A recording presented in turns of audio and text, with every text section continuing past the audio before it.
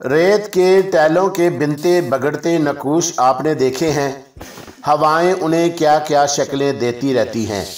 यही कैफियत इंसान की है। इंसान खुद को क्या क्या समझता है, कैसी कैसी पायदार तवक्कात रखता है, कैसे कैसे अनोखे दावे करता है। कहीं वो शिद्दाद नमरूद नजर आता है तो कहीं हिटलर और मुसोलिनी। कौन बाकी रहा, कौन पायदार है? सब दास्तानें छोड़ जाते हैं। वक़्त की हवाएं नक्कूश बिगाड़ती हैं, बनाती हैं। ज़िंदगी सलामत रहती है तो ये नक्कूश महफूज रहते हैं।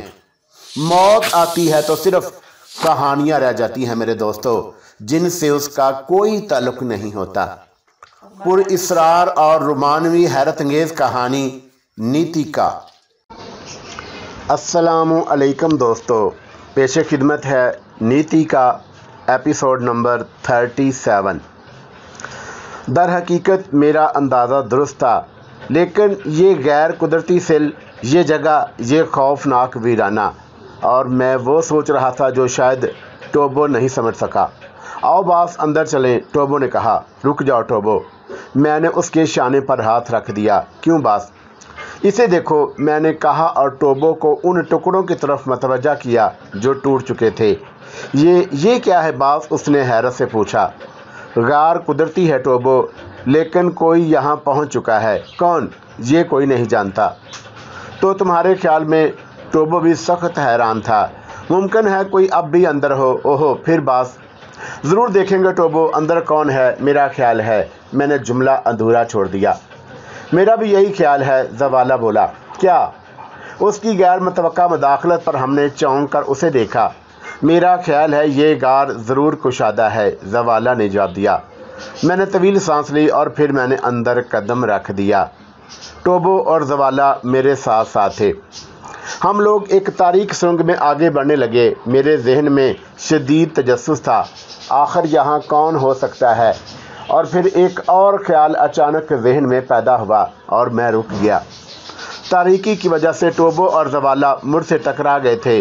टोबो ने फ़ौरन कहा, रुक क्यों गए बास? ठहरो टोबो, कोई है क्या? होना चाहिए, मगर कौन? कुछ नहीं कहा जा सकता, लेकिन वो किसी गलतफहमी का शिकार होकर कोई इक़दाम ना कर बैठे। और टोबो ने आहिस्ता से कहा, तुमने देखा कि अगर गार कुशादा ना होता तो यहाँ घुटन होती। जवाला अपनी ही धुन में मस्त था, उसे हमारी गुफ्तगू से कोई सरोकार नहीं था। तब मैंने मुंह के आगे दोनों हाथ का भूंपू बनाया और फिर ज़ोरदार आवाज़ में चीखा, अगर यहाँ कोई है तो हमें नुकसान पहुँचाने की कोशिश ना करे। हम किसी बुरे इरादे से यहाँ नहीं आए। मैं रुका और फिर मैंने दोबारा यही अल्फाज कहे, इंग्लिश ज़ुबान इस्तेमाल की थी। फिर मैं वहीं रुक कर अपनी बात का जवाब का इंतज़ार करने लगा। जवाला अब हैरानी से मेरी शक्ल देख रहा था और मेरा अंदाज़ा दुरुस्त निकला। अचानक की सुरंग में एक तेज़ घूं घूं की आवाज़ बुलंद हो गई थी। आवाज़ खासी तेज़ थी। टोबो और जवाला उछल पड़े। ये क्या है बास? टोबो ने खौफ से लड़ती हुई आवाज़ में पूछा। उसने मेरा शाना दबोच लिया था, जिससे उसके अज़राब का अंदाज़ा होता था। मैंने टोबो की बात का जवाब नहीं दिया और ख़ामोशी से उस आवाज़ पर गौर करने लगा। और फिर मैंने उसके बारे में फ़ैसला कर लिया। ये बिजली का पैदा करने वाला जनरेटर था। और इस ख्याल की तस्दीक भी फ़ौरन हो गई, क्योंकि अचानक हम तेज़ रोशनियों में नहा गए।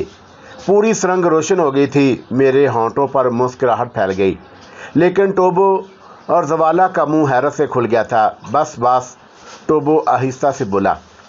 फ़िक्र की बात नहीं टोबो, सब ठीक है, मगर चंद सेकंड खामोश रहो, मैंने कहा। और फिर मैंने दोबारा आवाज़ लगाई, शुक्रिया, तुम जो कोई भी हो, क्या मुझसे मिलना पसंद करोगे? सीधे चले आओ।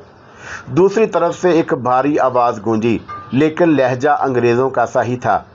ज़ुबान अंग्रेज़ी, लेकिन अब देव कामत जवाला के होश गुम होने लगे।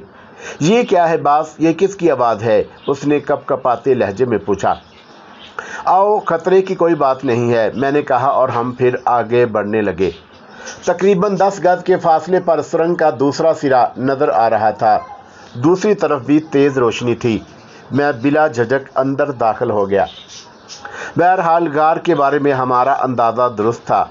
وہ کافی کشادہ تھا، لیکن اندر کا منظر دیکھ کر میں دنگ رہ گیا۔ بہت سی کہانیاں میرے ذہن میں ابھر آئیں۔ پورے حال میں چاروں طرف مشینیں لگی ہوئی تھی۔ ان کے علاوہ 3 آدمی اندر کھڑے تھے۔ ان کی کمر میں پستول بندھے ہوئے تھے اور چہرے کافی حد تک خشک تھے۔ ہتھیار پھینک دو، ان میں سے ایک نے بھاری آواز میں کہا، اور میں نے نیزہ دور پھینک دیا۔ ٹوبو نے بھی میری تقلید کی تھی۔ تم افریقی نہیں ہو، ان میں سے ایک نے مجھے گھورتے ہوئے کہا۔ تمہارا اندازہ درست ہے، میں نے جواب دیا۔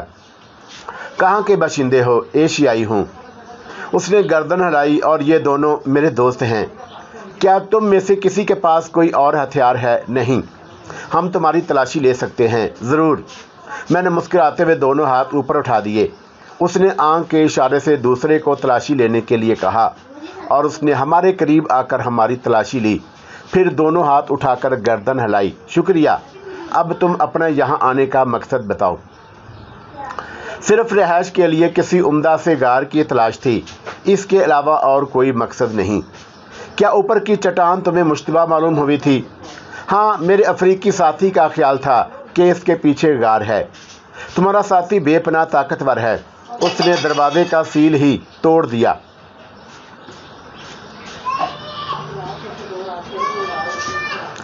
ہاں، اس کی بے پناہ قوت کا علم مجھے بھی نہ تھا، میں نے جواب دیا۔ تم یقیناً ان دونوں سے ممتاز حیثیت رکھتے ہو۔ تم اگر ہمارے باس سے ملنا چاہو تو مل سکتے ہو۔ میں ضرور ملوں گا، لیکن میں نے ٹوبو اور زوالہ کی طرف دیکھا۔ یہ دونوں آرام سے یہاں رہیں گے، ان کی فکر مت کرو۔ ٹھیک ہے، میں نے کہا، اور پھر میں نے ٹوبو کو مخاطب کیا۔ ٹوبو، ان لاگو لوگوں سے تعاون کرو، ہماری ان کے درمیان کوئی جھگڑا نہیں ہے۔ Okay chief. رینا، اس شخص نے ایک طرف رخ کر کے کہا، اور ایک چٹانی دروازے سے ایک نوجوان عورت باہر نکل آئی۔ انہیں باس کے پاس لے جاؤ۔ عورت نے خاموشی سے گردن جھکا دی، اور پھر اس نے میری طرف دیکھا۔ آئیے، وہ شائستگی سے بولی، اور میں اس کے ساتھ آگے بڑھ گیا۔ اسی چٹانی دروازے سے داخل ہو کر ہم ایک سرنگ میں پہنچ گئے۔ انوکھے غار تھے، چاروں طرف غاروں اور سرنگوں کا سلسلہ پھیلا ہوا تھا۔ سرنگ سے گزر کر ہم ایک اور دروازے پر پہنچ گئے۔ یہاں اسٹیل کا ایک گول دروازہ لگا ہوا تھا۔ عورت نے نہ جانے کون سی کیل دبائی، دروازہ کسی ڈھکن کی طرح کھل گیا، اور عورت ایک قدم پیچھے ہٹ گئی۔ باس اندر موجود ہے۔ میں نے گردن ہلائی اور دروازے سے اندر داخل ہو گیا۔ یہ بڑا غار بھی بے حد کشادہ تھا۔ اندر ٹھنڈی روشنی پھیلی ہوئی تھی۔ دیواروں پر چاروں طرف مشین اور ڈائل لگے ہوئے تھے۔ درمیان میں نہایت شفاف فرنیچر موجود تھا۔ انتہائی قیمتی صوفوں پر ایک بوڑھا مرد اور ایک نوجوان اور بے حد حسین لڑکے بیٹھے ہوئے تھے۔ ان کے درمیان شطرنج رکھا ہوا تھا۔ دونوں شطرنج چھوڑ کر میری طرف دیکھنے لگے۔ آؤ، بوڑھے کی آواز گونجی، اور وہ چھریرے بدن کا لیکن بے حد اسمارٹ تھا۔ سفید داڑھی بے حد خوبصورت لگ رہی تھی، اور اس کی آنکھوں میں بے پناہ زندگی تھی۔ لڑکی یقیناً اس کی بیٹی تھی، کیونکہ اس کے چہرے پر بوڑھے کی شباہت جھلکتی تھی۔ میں ان کے قریب پہنچ گیا۔ بیٹھو نوجوان۔ شکریہ۔ میں صوفے پر بیٹھ گیا۔ لورین، بوڑھے نے لڑکی کو مخاطب کیا، لیکن اس کی نگاہیں میرے چہرے پر جمی ہوئی تھی۔ یس پاپا۔ تمہیں میرے قیافہ شناسی پر بھروسہ ہے نا؟ 100% پاپا۔ تو اس نوجوان کے بارے میں سنو، بوڑھے نے مجھ سے مخاطب ہوئے بغیر کہا۔ ایشیا کے کسی ملک کا باشندہ ہے، غالباً ہندوستان کا۔ فطرتاً شریف طبع ہے، پختہ عزم کا مالک، ہر قسم کے حالات کا مقابلہ کر سکتا ہے، بہادر ہے، اور اس کے چہرے پر کرب کی لکیر ہے، کہیں سے چوٹ کھائے ہوئے ہے۔ بوڑھا رک رک کر بولتا رہا، اور میں خاموشی سے اس کی باتیں سنتا رہا۔ بلا شبہ اس کا قیاس درست تھا۔ میری آنکھوں میں تحسین ابھر آئی، اور اسے میری باتوں سے اختلاف نہیں ہے۔ بوڑھا آخر میں مسکراتے ہوئے بولا، کیا خیال ہے مسٹر؟ لڑکی بھی ایک دلکش مسکراہٹ سے بولی، جو باتیں میری تعریف میں ہیں ان پر انکساری سے کام لوں گا، باقی سب ٹھیک ہے، میں نے بھی مسکراتے ہوئے کہا۔ ویری گڈ، لڑکی نے گردن ہلائی۔ چنانچہ کوئی وجہ نہیں ہے کہ ہم تمہیں دوستوں میں شمار نہ کریں، میری بھی یہی درخواست ہے۔ تفصیلی گفتگو سے پہلے یہ بتاؤ، کیا کھاؤ گے، کیا پیو گے؟ ناشتہ کر چکا ہوں، البتہ افریقہ میں چائے یا کافی سے محروم ہوں، میں نے بے تکلفی سے جواب دیا، اور بوڑھے نے قریب ہی رکھے ایک آلے کا بٹن دبا دیا۔ ایشا، اس نے کہا۔ یس باس، کافی نہایت عمدہ۔ یس باس۔ اور سنو دونوں افریقیوں کی بھی خاطر کی جائے. یس باس. اوکے. بوڑھے نے بٹن آف کر دیا، پھر میری طرف دیکھ کر بولا، قدرتی بات ہے جب دو افراد، دو اجنبی ایک دوسرے سے ملتے ہیں تو انہیں ایک دوسرے کے بارے میں تجسس ہوتا ہے. وہ اپنے مقابل کی شخصیت معلوم کر لینا چاہتے ہیں اور ہم بھی انہی میں سے ہیں. یقیناً جناب، میں نے جواب دیا. تب پھر رسم تعارف ہو جائے. پہلے نام اور اس کے بعد ہم دونوں باری باری اپنے بارے میں بتائیں گے. میرا مطلب ہے کہ ایک بات میں ایک بات تم. عمدہ. میں نے کہا. تو ابتدا میں کرتا ہوں. میرا نام ہل لین ہے اور یہ میری لورین. بوڑھے نے کہا اور سوالیہ نگاہوں سے میری طرف دیکھنے لگا. نہایت دلچسپ انسان تھا. میرا نام سرفراز ہے اور میں ہندوستان کا باشندہ ہوں. ایکسیلنٹ. میں امریکی ہوں، ایک پرائیویٹ سائنسدان. یہ نہیں بتاؤں گا کہ ان پہاڑوں میں کیا کر رہا ہوں. ہاں صرف اتنا بتا دوں کہ انسان دوست ہوں اور انسان کی فنا کے منصوبے نہیں رکھتا. میں آپ کی شریفانہ طبیعت اور طرز گفتگو سے بے حد متاثر ہوں اور مجھے آپ کی بات پر یقین ہے. اس لیے میں یہ جاننے کی کوشش بھی نہیں کروں گا کہ آپ یہاں کیا کر رہے ہیں. میں بھی ایسے لوگوں کی عزت کرتا ہوں. دراصل میں دنیا سے الگ تھلگ اس مقام پر اسی لیے آیا ہوں کہ خاموشی سے اپنا کام کروں. میں یہاں کسی کی مداخلت نہیں چاہتا، اپنے بارے میں کسی کو کچھ نہیں بتانا چاہتا. تم پہلے انسان ہو جو ان غاروں میں آئے ہو. دراصل تمہیں رات کو ہی دیکھ لیا گیا تھا. ہمیں باہر کچھ کام بھی کرنے تھے جنہیں تمہاری وجہ سے ملتوی کر دیا گیا. میں نے اپنے آدمی سے کہہ دیا کہ بالکل خاموشی اختیار کر لیں اور تمہیں یہاں سے گزر جانے دیں. لیکن دوسری صبح سے تمہیں عجیب کاروائیوں میں مصروف دیکھا گیا. پھر تم نے دروازہ ہی اکھاڑ ڈالا. چنانچہ مجبوری تھی. آپ جانتے ہیں مسٹر ہل کہ میں بھی لا علم تھا. ہاں، اور تمہیں معذرت طلب کرنے کی ضرورت نہیں. بہت بہت شکریہ. اب اپنے بارے میں بتاؤ. عام سا شخص ہوں. دولت مند تھا لیکن دولت باپ کی تھی. دوسرے لوگوں نے مجھے ناکارہ سمجھا اور میری غیرت کو چیلنج کر دیا. چنانچہ میں بھی دولت مند بننے نکل پڑا. جائز رائے سے ان کے چیلنج کا مقابلہ نہیں کر سکتا تھا، اس لیے دولت کے اس خطے کی طرف رخ کیا. ہیروں کی تلاش میں سرگرداں ہوں. میرا بھی یہی اندازہ تھا. یہ دونوں افریقی تمہارے ملازم ہیں، دوست ہیں. ان میں ایک قبیلے کے سردار کا بیٹا ہے، مظلوم ہے، اور اس وقت میں دولت کے حصول کی بجائے اس کی مدد کا عزم رکھتا ہوں. میں نے کہا تھا لورین یہ نمایاں خصوصیات رکھتا ہے. درست ہے پپا، لڑکی نے جواب دیا. افریقی نوجوان کی کیا الجھن ہے؟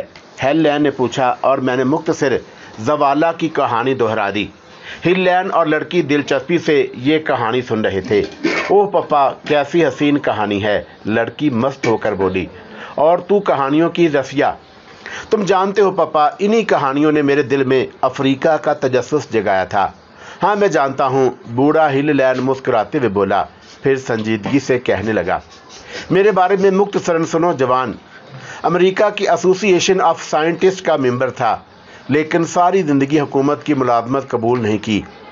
مجھے تقریب سے نفرت ہے اور میں ان لوگوں کا حامی تھا جو کہتے تھے کہ مہلک ہتھیاروں کو سمندر کی تہہ میں پہنچا دو. انسان کی زندگی کے لیے کام کرو، موت کے لیے نہیں. چنانچہ میں پسندیدہ نگاہوں سے نہیں دیکھا جاتا تھا اور پھر مجھے احساس ہو گیا کہ اگر میں اسی طرح حکومت کے کاموں کی مخالفت کرتا رہا تو ایک دن مجھے گولی مار دی جائے گی. چنانچہ خاموشی سے ترک وطن ہو گیا اور ان پہاڑوں میں آ گیا. یہاں بڑی محنت اور جان فشانی سے یہ سب کچھ تیار ہے. میرے دوست، اپنے کام کے بارے میں تفصیل نہیں بتاؤں گا. ہاں اتنا ضرور کہوں گا، کسی نازک موقع پر جب دنیا انسانیت دشمنوں کے ناپاک عزائم کا شکار ہونے لگے، جب چاروں طرف موت کے بادل چھا رہے ہوں گے، کچھ انسانوں کی زندگی بچانے کی کوشش کروں گا. یہی میری زندگی کا نصب العین ہے اور اسی کوشش میں دن رات مصروف ہوں. تم عظیم ہو ہل لین، میں نے کہا. نہیں، ایک حقیر انسان ہوں جس نے اپنی مختصر زندگی اس مقصد کے لیے وقف کر دی ہے. میں تمہاری عظمت کو سلام کرتا ہوں. میں نہیں چاہتا کہ میرے بارے میں کسی کو علم ہو سکے، لیکن تم. ہاں ہل لین سنو، ہمارے ہاں سرخ خون کو بڑی اہمیت دی جاتی ہے. میری رگوں میں دوڑتا ہوا خون شرافت کا خون ہے. اسی شرافت کے واسطے سے وعدہ کرتا ہوں کہ تمہارا راز زندگی کے आखिरी लम्हात तक मेरे सीने में दफन रहेगा और मैं यकीन कर लेता हूँ। शुक्रिया हिलेन, मेरा ख्याल है कि हम एक दूसरे के बारे में सब कुछ जान चुके हैं। हाँ, तकरीबन। एक बात और पापा, लड़की ने दरमियान में दखल दिया। हाँ कहो। मिस्टर सरफराज शरीफ इंसान हैं, लेकिन दोनों अफ्रीकी। उनमें से एक इस हद तक सीधा है कि उसे कुछ नहीं जानता, और दूसरा मेरा दोस्त और काबिल एतमाद। मैं जिम्मेदारी लेता हूँ कि यह सब कुछ भूल जाएगा। तुम्हारी जिम्मेदारी है। हाँ, मैं इस अच्छे काम में तुम्हारी मदद करूँगा, हिलेन ने कहा। मेरी भी दिली ख्वाहिश यही है मिस्टर हिलेन। दरअसल यहाँ मैं एक पार्टी के साथ आया था, लेकिन बाद में मेरे उससे कुछ इख्तलाफात हो गए और मैंने उसे छोड़ दिया। मेरे पास असला भी नहीं रहा। ज़वाला ऐसे वक्त में मुझे मिला जब मैं उसकी भरपूर मदद नहीं कर सकता था। कोई बात नहीं मेरे दोस्त, मैं तुम्हें मजबूत कर दूंगा और उन लोगों से निमटने के गुर भी बताऊंगा। मैं तवील अरसे से यहाँ हूँ। इस दौरान कुछ ऐसे वाक़यात पेश आए जो खासे परेशान कुन थे, लेकिन भरोसा रखो सरफराज, मैंने इन लोगों के जिस्म को कोई खराश भी नहीं पहुँचाई। सिर्फ दानिशमंदी से काम लेकर उन्हें खौफज़दा कर दिया। मैं तुम्हें कुछ ऐसी चीज़ें दूंगा जिनकी मदद से तुम ज़वाला की मदद कर सकते हो। मैं इंतहाई शुक्रगुजार हूँ मिस्टर हिलेन, मैंने खुश होकर कहा। अपनी तकदीर समझता या ज़वाला की किस्मत, इत्तफाक से इस वीराने में भरपूर मदद मिल गई थी।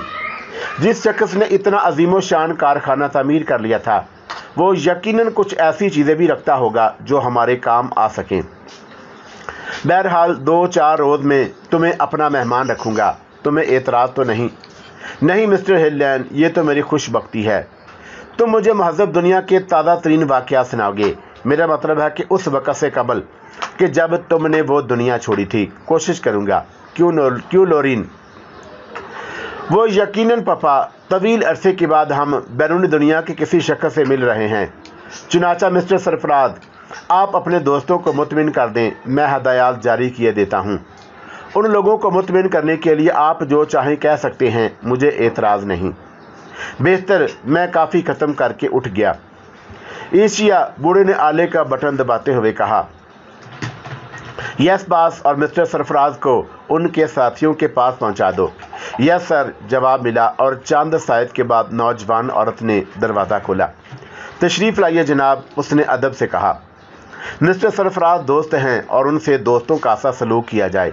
बाकी हदायत मैं न्यूसन को दे दूंगा, हिलेन ने कहा, और एशिया ने गर्दन झुका दी।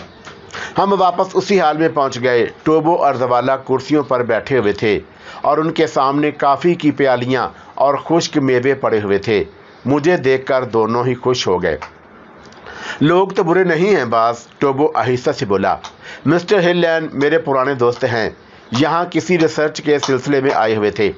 बस वापसी की तैयारियां कर रहे थे कि हमसे मुलाकात हो गई।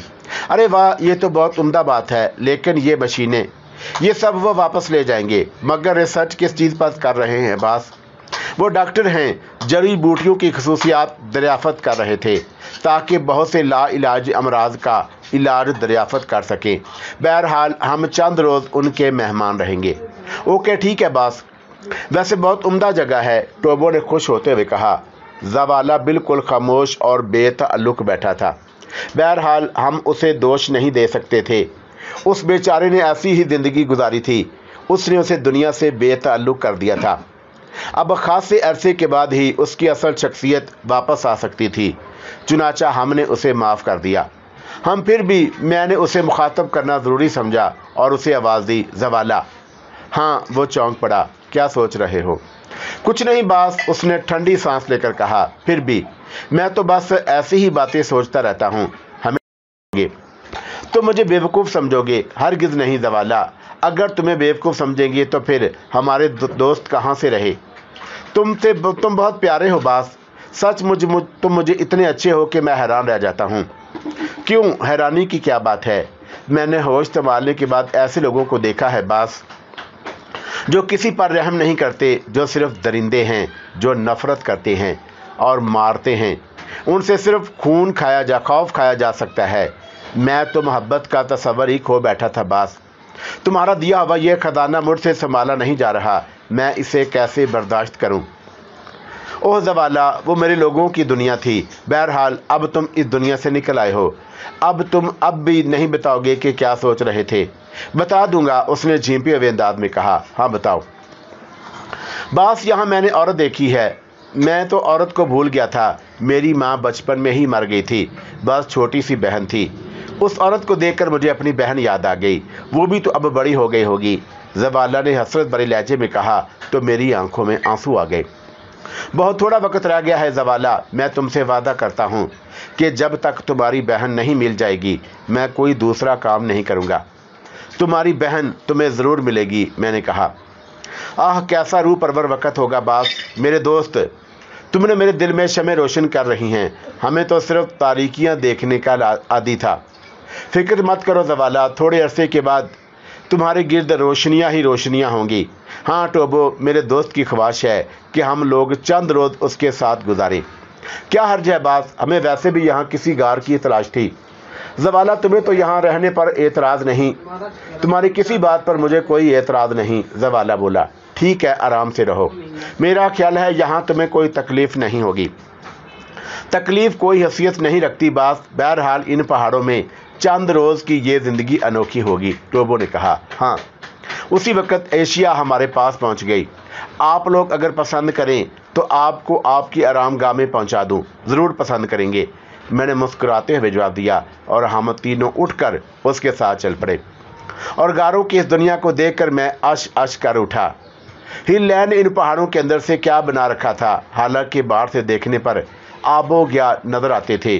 कोई सोच भी नहीं सकता था कि इनके अंदर दुनिया इस कदर हसीन होगी। हमारी आरामगाह भी बेहद शानदार थी। यहाँ आरामदाह बिस्तर लगे हुए थे। टोबो तो महज़ब दुनिया में रह चुका था, उसने ये सारी चीज़ें देखी थी। लेकिन ज़वाला के लिए तो ये सब कुछ अनोखा था। अगर जंगल का ये बासी सारी चीज़ों से बेनियाज ना हो तो अच्छा खासा तमाशा बन जाता। वक्त गुजरता रहा। हमारे लिए खाने पीने का सामान वक्त आ गया। फिर उस वक्त के 8 बजे थे जब एशिया हमारे पास आई। मिस्टर सरफराज, बास ने कहा है कि अगर पसंद करें तो उनके साथ काफ़ी पिएं। ओ हाँ, क्या हर्ज है, तब बराह करम मेरे साथ चले। ठीक है टोबो, तुम कोई एहसास मत करना, मैंने कहा और एशिया के साथ हिल्लैंड की तरफ चल पड़ा। हिल्लैंड और उसकी बेटी लोरीन उसी तरह और उसी जगह बैठे थे। शतरंज की बसात उनके सामने मौजूद थी। मुझे देख कर दोनों मुस्कुराए। हेलो सरफराज, माइंड मत करना मेरे दोस्त। हम दोनों बाप बेटी एक ऐसे काम में मसरूफ़ हैं जिसे हम दोनों ही ख़त्म करना चाहते हैं। लेकिन तुम्हारी आमद के बाद हमने फ़ैसला किया है कि हम उसे आज ही ख़त्म कर लें ताकि कल पूरा दिन तुम्हारे साथ गुजारा जा सके। ओहो शुक्रिया मिस्टर हिल्लैंड, तुमने हमें बद अखलाक तो नहीं समझा। नहीं, मेरा ख्याल है ये असूल परस्ती है और असूल परस्ती बुरी चीज़ नहीं होती। ठीक है, मेरी ख्वाहिश है कि तुम यहाँ अजनबियत ना महसूस करो। हम लोग दिन भर तुम्हारे बारे में गुफ्तगू करते रहे हैं और लोरीन इस बात पर मुझसे मुत्तफ़िक है कि तुम नहायत शरीफ इंसान हो और तुमसे हर तरह का तावन किया जाए। खुद मेरा भी यही ख्याल है। चुनांचे हमने कई फ़ैसले किए हैं। क्या आप मुझे इन फ़ैसलों से आगाह करेंगे मिस्टर हिल्लैंड? अभी नहीं, और ऐसी जल्दी भी क्या है। तुम किसी किस्म की तफरीहात में हिस्सा नहीं लेते मिस्टर सरफराज। ज़िंदगी मसरूफ़ रही है मिस्टर हिल्लैंड, कभी वक़्त नहीं मिला। ओहो, हम तो बाप बेटी फादल वक़्त में शतरंज को अपना मशग़ला बना लेते हैं। लोरीन का ख्याल है कि शतरंज का उससे बड़ा चैम्पियन दुनिया के किसी मुल्क में ना होगा और ये हकीकत भी है कि वह बैनुल अक़वामी मुकाबलों में हिस्सा ले चुकी है और मुकाबले जीत चुकी है। लेकिन बहरहाल हमेशा मुकाबले पर अब्बा से तो उसका बाप। लेकिन डैडी, आप कभी मुझे हरा नहीं सके। इंतज़ार करो भाई, हरा ही देंगे एक दिन। नामुमकिन, लोरीन नखरे से बोली। और हाँ मिस्टर सर, तुम शिकारी तो होगे। ज़ाहिर है कि जंगलों की ज़िंदगी में आदमी कुछ ना बने, शिकारी ज़रूर बन जाता है। जी हाँ, शिकार खेल लेता हूँ, लेकिन अब तो अरसे से राइफल ही नहीं पकड़ी, मैंने जवाब दिया। ओ हाँ, वैसे निशाना वगैरह तो उम्दा होगा, बस गुजारा कर लेता हूँ। खूब, आओ बैठो। आज इस लड़की ने मुझे चैलेंज कर दिया है, लेकिन बसात नहीं लगेगी लोरीन ताकि खेल मिस्टर सरफराज के सामने शुरू हो। इस गेम में आप गिर गए हैं पापा, सोच लें। इसकी बात छोड़ो, नया खेल नई बात। चलिए आप भी क्या याद करेंगे, अरे हाँ काफ़ी वगैरह बन जाए तो उम्दा है। एशिया से कहो काफ़ी के दौरान खेल होगा। ओह मगर एक बात तो सोचो। क्या पापा? मिस्टर सरफराज को भी इससे दिलचस्पी है ये, या अखलाकन ही बर्दाश्त करेंगे? अरे हाँ सॉरी मिस्टर सरफराज, प्लीज़ क्या आप? मैं पूरी दिलचस्पी ले रहा हूँ मिस लोरीन। वैसे आपको आता है ये खेल? हाँ बहुत थोड़ा। वंडरफुल, फिर उसने एक बाजी आपसे भी होगी। ज़रा पापा को हरा दूँ, लोरीन ने कहा और मुस्कुराने लगी। खुश फहमी का शिकार ना हो मोहतरमा, आप जानती हैं मैं के मुकाबल कमज़ोर नहीं है, हिलेन ने कहा और लोरीन हंसने लगी। फिर खेल शुरू हो गया। चालें चली जाने लगी। बिलाशुबा दोनों अच्छा खेल रहे थे, लेकिन आपको याद होगा शतरंज के मामले में मैंने अच्छों से लोहा मनवा रखा था। मैं खामोशी से खेल देखता रहा। मुझे अंदाज़ा हो गया कि कौन कितना अच्छा खेल सकता है, और इत्तेफाक से लोरीन हिल लैन की एक चाल में फंस गई। उसने परेशानी से इधर उधर देखा, फिर बुखलाए हुए अंदाज में मेरी तरफ देखने लगी। क्या गड़बड़ कर दी पापा आपने? चाल चलो और हिल लैन को चैलेंज किया था। मिस्टर सरफराज आप मदद करें ना, लोरीन ने झीमते हुए अंदाज में कहा।